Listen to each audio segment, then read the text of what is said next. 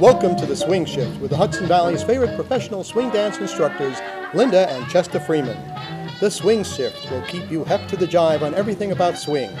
Swing dance was the most popular form of dance since the big band era of the 1930s and 40s, and into the rock and roll era of the 1950s. Since the 1980s, it has enjoyed a resurgence as one of the most popular forms of social dance.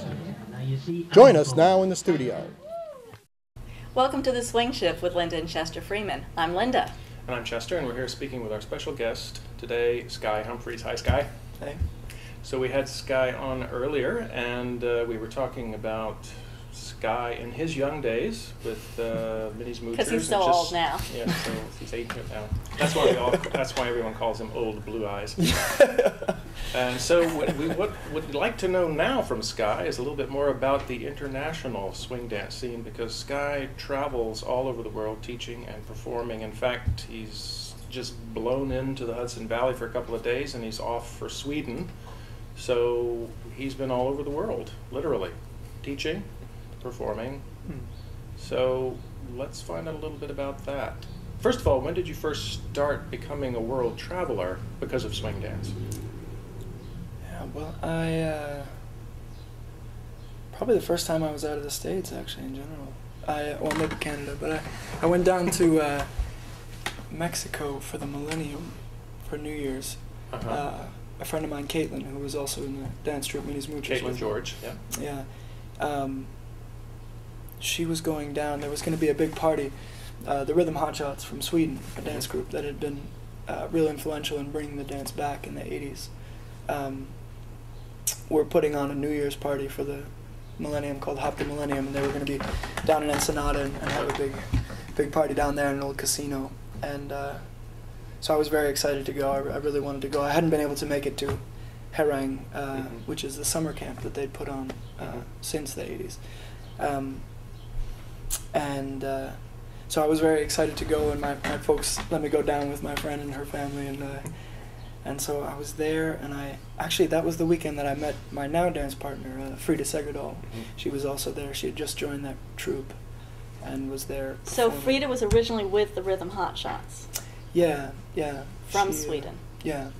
She grew up in Sweden and had gotten picked up by that group in her teens. Actually, just at that time. So so I think that was the first time I started traveling, and from there, meeting them. Eventually, a man named Leonard Westerlund, who was very influential in starting that group and kind of starting Herang Dance Camp. He brought me and the other Moochers to Herang Dance Camp a few years later, and that was kind of the beginning of kind of traveling internationally for me. So for those of you who didn't catch our earlier show, just to give you a little bit of a recap, Sky Humphreys as a youngster, basically 11, 12 years old, and a group of his friends back in 1996 started to learn to swing dance, had exposure to fabulous teachers up in their hometown in Ithaca, and then brought it into the level of performance, and they kind of created their own group called Minnie's Moochers, and went on to win the American Lindy Hop Championships in 1998 and in 1999.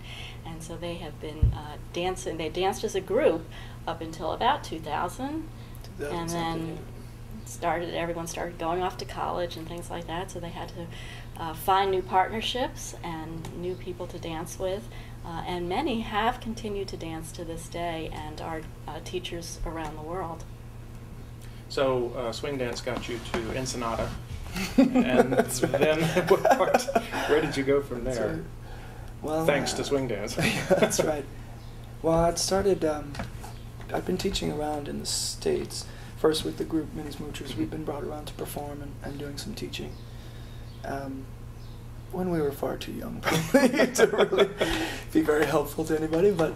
well, it is true, because teaching and performing and dancing are different skills. Absolutely. So... yeah, it took a while to connect with the teaching, I think, but it's been fun.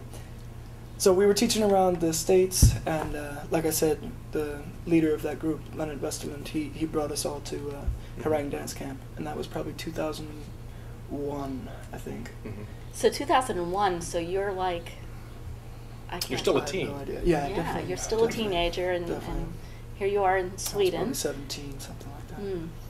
And yeah, we went to this dance camp, and we'd all been wanting to go for years. I mean, that's for kind of the international Lindy Hop scene. That's sort of the spot where everyone goes. And this is a One dance time. camp. It's in Harang, so it's called Harang Dance Camp in Sweden, and just so folks know, for Lindy Hoppers, harang is a well-known word, but yet for a lot of people that live in Sweden, they've never heard of the place. That's right. Yeah. Yeah. Yeah, it's an old mining town, kind of fishing village that I don't know how big Mining it is, town, but it's- fishing village, it's swing dance very- mecca. Even village is kind of an overstatement there. I think that. So what's it like there? I mean, we have been to other dance camps. We've been to Swing Out, New Hampshire, where of course you've been and taught as well, and Beantown, which is a camp up in the Boston area. Tell us a little bit about, comparatively, what is Harang like? Yeah, well, I think there's something a little fairy tale-ish about this thing because it is this kind of little remote place that, I mean, you fly in, you say you're going to Harang, and no one knows what you're talking about. Like you say, you can talk to Swedes, and they're like, "You're going where?" I don't understand. So it's this kind of this tucked off little spot, and now Harang is 5 weeks out of the summer. So they set up basically a shadow town, or I don't know, even a whole other town, and people come from all over the world for 5 or even 6, 7 weeks, set up and break down, take an additional week as well. So it really is this kind of little colony that sort of springs up in the summertime.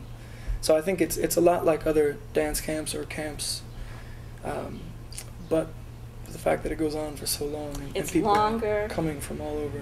It's much more international, obviously, because it's there, and Mm. people can come. It's close by for people from, Yeah. from the other side of the country. And it's also in Sweden, so the sun doesn't go down, right? Yeah. There's kind of these long days and very short nights, which definitely lends it again another kind of a surreal quality. And that it's sort of where other dance camps I think are very focused on the teaching. The classes are a big part of Harang, but there's a lot more that goes on. There's kind of daily meetings where there are different kinds of performances and shows, and there's always some little. It's got a very kind of everybody pitch in and make it happen sort of artistic bent to it. So it's a very, very special place. It's not really like anything else that I've seen before. And now you're living in Sweden. I'm living in Sweden. Yeah, I live in the south of Sweden. Mhm. This is near Stockholm, Harang, but I live in a city called Malmö. So what's the distance there? It's probably like 6 hours on the train. 6 hours. I Wow. don't know. Yeah. And you pretty much travel all over the world. Where's the most remote, odd place you've been? Not counting harang. That's right, exactly. I don't know. I think, dance scenes really are springing up all over the place.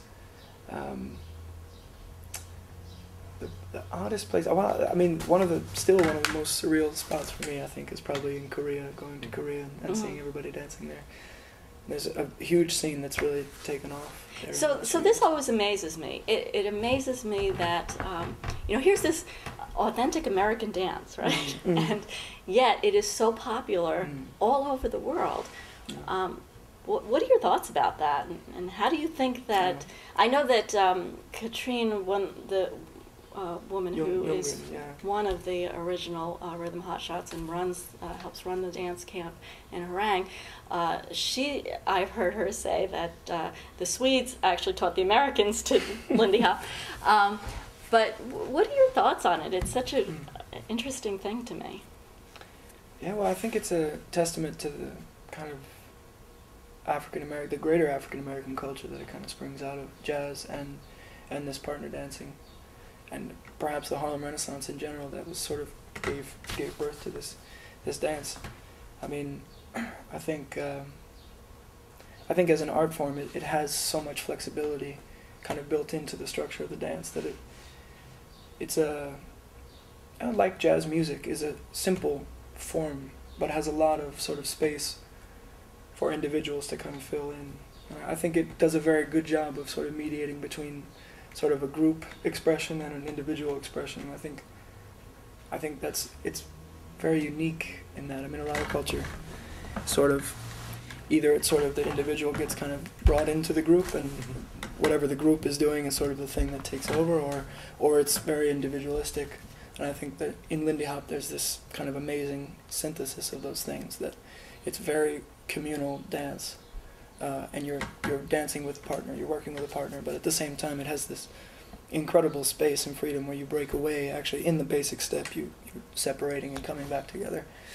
So I think the interplay between the kind of the group dynamic of the thing and the individual is really quite profound. And I think as well that, I mean, Lindy Hop springing out of this kind of moment of urbanization and modernization coming in, it did in the beginning of the 1900s, is, I mean, I think it reflects a certain migratory experience. I mean, a lot of the people that created jazz and created Lindy Hop were people that were moving north, maybe from the south, African Americans, who kind of went through this very dramatic shift in a very short period of time.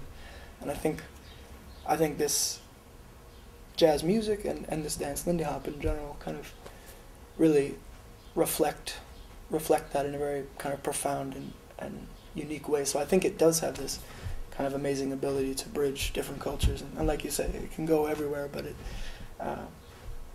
it's very adaptable. I mean, yeah, it's a real puzzle that something people were doing 80 years ago can still feel so valid for so many different people.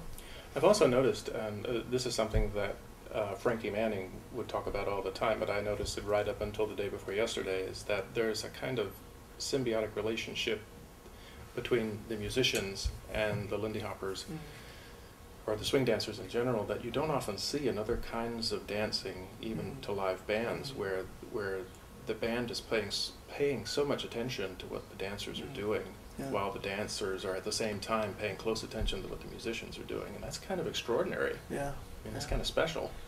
Yeah, it's profound. I think it's quite profound. I mean, and again, I think it comes out of a kind of African American culture, musical culture, that kind of interplay between performer and audience is a bit more valued, perhaps. So getting back to your traveling, I forget how we characterized it, but you had mentioned South Korea, as maybe the most exotic place where you had gone to. I don't know about exotic, but yeah, just surreal for that very thing of sort of like, wow, in a lot of ways I don't feel like I could get farther away from the time and place where this dance was created, but it's quite large in Seoul, the dance community, and people are really some fabulous dancers there. It's really alive and well. But it's spreading all over the world now.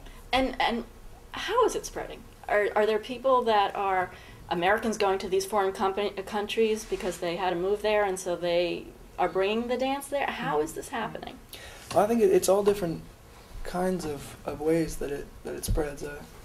When you mentioned that, my first dance partner, Lucy Engel, one of the kids that I went to school with, and we were in Mini Smoochers together. She's living down in Chile now, and has been for maybe the last 5 years. And she's been starting a dance scene for that very reason. She moved there, met a man and got married a few years ago, and so she's been living there and missing dancing, and so she's starting a dance scene. And sometimes people go and actively kind of spread dancing, and sometimes it just sort of, someone happens through the dance scene and brings it home. And I think that's another thing that's kind of remarkable about the dance and the dance community in general, is that it has this very kind of do-it-yourself attitude, which is it's very exciting to be around this feeling. If there isn't a scene, people started, or everyone, I'm sure you are well aware of the way people kind of pitch in to make a scene happen. There's a bit of, hey kids, let's put on a show. yeah, exactly, yeah. So, South Korea, where else have you been? All over, let's see. Well, in Australia and Argentina, through Russia and Lithuania just recently, Hungary. I mean, it's pretty much all over Europe, spreading throughout Asia. Yeah, I've heard there was dance scenes. I was in Singapore last year, maybe the year before, And there were people from Vietnam, there were people from China, from Japan has a nice scene. And in South America, it's dancing in Chile, in Argentina, in Brazil. And there's opportunities like Harang and like some of these very well-known large events where people come from all over the world to gather and to dance together. And of course, Frankie 95 was something that sticks out in my memory as something that I think there were almost 40 countries represented there. That's right. To over 2,000 people, and this was in honor of Frankie Manning, who we affectionately call, and as his book is called, The Ambassador of Lindy Hop, who passed away right before his 95th birthday, and there was to be a huge celebration for his birthday, and it turned out to be a huge celebration for his life. So over 2,000 people were there. We were there. Of course, you were there. Minnie's Moochers.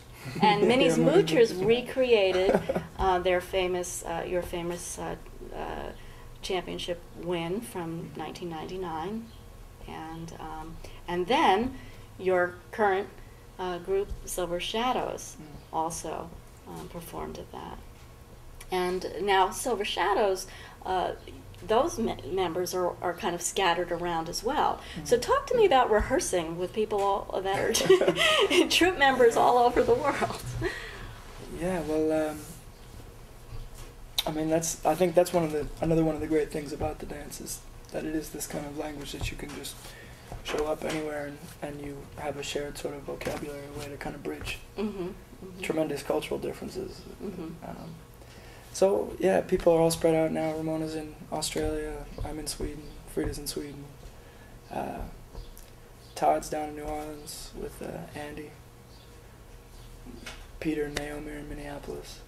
So people are quite spread out. But I mean, for us, we just get together and we rehearse just before a performance or something. So you rehearse. So have you all agreed on choreography over email and video, or are you just showing up and saying, okay, let's do this? We're putting on a show in 5 minutes. Well, often it's that one, yeah. But like for the Frankie 95, we were all teaching in Houston at a dance camp down there. So we took an extra day and we put together that choreography. Okay. And then people practiced it individually when we see each other. A lot of us are kind of traveling and teaching, so we end up seeing each other here and there all over the world in different configurations. Fairly regularly, actually, for how far apart we live. But yeah, it's usually pretty on the fly kind of a thing. So I'm going to ask, I don't know, it's a technical question, but I just ran across a clip on YouTube a couple of days ago.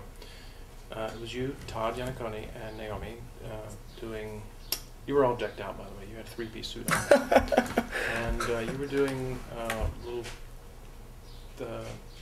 little individual jazz routine. And first part of it looked like it was somebody had come up with it, and then there was a little bit of Shim Sham and a little bit of Big Apple in it. How quickly did you put that together? I think that was in Dresden last May, maybe. And we put that together in, I don't know, it was 2 hours, maybe something like that, in the hotel room. We messed up pretty bad. You covered it up well. Really? Though. Thank Yes, you, I appreciate that. Well, it still sticks in my mind. It's like, man, I really missed that entrance.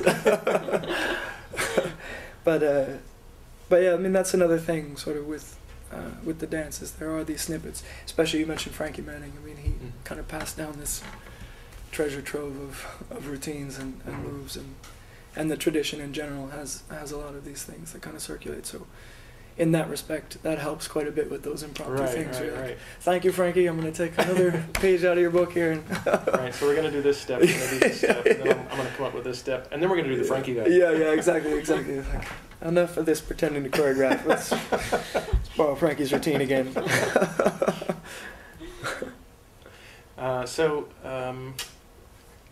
You have, for the last couple of years, been living in Sweden, which we mentioned, but you're not, I mean, your work is really all over the world. So how often, let's say, well, let's put it this way, how many weekends a year are you out working at this dance camp? Yeah. Probably about 40, maybe, something like that. Yeah. Maybe a bit more. Yeah. So, yeah, I'm not home very often, but but it works. My girlfriend dances as well, so. That helps. Yeah, yeah, it's nice. And when you teach internationally, obviously the only language you know is English, is that correct? Yeah, well, I'm working on Swedish, but it's going great. It's a little We slow. won't ask a you little to slow. say. Yeah, exactly. Thank you. And that's not a problem. You're out there and you're instructing in English, and Yeah, sometimes we work with translators, Mhm. And it's kind of country by country or scene by scene, even how comfortable people are with English. But I think Harang kind of established early on that if not the kind of the heritage of the dance in general, that English would be the official language. And so yeah, for most part, the scene happens in English. And then yeah, like I said, some countries it's different. do you have any To translators. international snafus or something that you did that was like, oh my goodness, I did this in this country and I shouldn't have, or any Nothing that stories? springs to mind. I probably buried them down very deep. Yeah, no, I'm not sure that anything sticks out. But Hand signal. And yeah, right. it means Well, one thing in there's one always culture and something. Yeah, yeah. another. Yeah, there's always something that goes a little crazy, but it's interesting. It feels like it is a part of an emerging kind of global culture in some sense, as much as it's an American dance and as much as it's an African American dance. There's an interesting sort of international style that's emerged within the dance, and it feels like it kind of taps into something. Well, actually, let's talk about that, because a few years ago we went to England, and we were dancing in a little town called Cheltenham. Mhm. And so we're dancing, we're having a great time, and a couple of guys asked me, so what is it like dancing in America? Is it different? And I was kind of like, no, it's exactly the same as what you're They're doing playing- right they're playing the here. same music. We all We're doing the same pretty dance. much are learning from the same people, and are exposed to a lot of the same people, and so there's that kind of continuity Yeah. wherever you are. And I also love about the dance scene and the culture that it's created, that I feel like I could go anywhere in the world and contact swing dancers and Lindy Hoppers and say, hey, I need a place to stay, Yeah, or yeah, whatever. yeah. And they're like, sure, come Yeah. on over. It's like instant friends wherever you are. Yeah, really. I think it feels really special to get to be a part of that element of it. There's very few things I think that bring people across borders in that way that isn't based about anything but just kind of meeting other people and having a good time doing this thing that you care about it. I think I've heard Dawn Hampton, who is a fabulous, I don't even know how to characterize her in a few short words. Ham. But she was a cabaret star in the 1950s, and is now pretty much a swing dance icon, mostly because she can just embody the music with an eyebrow. And she is 83 now, and she says, and has been known to say, that if everyone just did some swing dancing, there would be no wars. Yeah. Well, it is remarkable going like to Eastern Europe, and it's getting quite popular throughout Eastern Europe, and I'm always struck kind of standing in a room sometimes, and I realize that like 20 years ago this would not have been, it couldn't have worked this way. And the history in Hungary, for instance, going to Hungary, and quite a troubled history throughout that region, and here there's Russians dancing with Hungarians and people from the Czech Republic. It's really, I think that is quite profound, that people are crossing these boundaries, and not to kind of exploit somebody or do anything, but just to have a good time and connect. And I've been very surprised at the way that so much of that stuff that seems so important on the other side of a kind of a national boundary, when you get kind of into a dance room with everybody, it's really amazing how that stuff can kind of, it doesn't disappear, but just can be. it just fades away, and it just reminds me of what Frankie used to say about the Savoy, which was a totally integrated dance ballroom back in the days when there weren't too many integrated ballrooms, and the main concern was not what color you are, what size you are, what shape you are, but can you dance? And that's really what I think has been recreated in the Lindy Hop scene around the world, and let's all go dancing. So Sky's about to go dancing in Harang. Linda doesn't know it, but we're going to go next year to Harang. All right. Susan's going. All right. Paul's going. He just doesn't know it yet. All right, so everybody in this room is going, so come on with us. Yeah.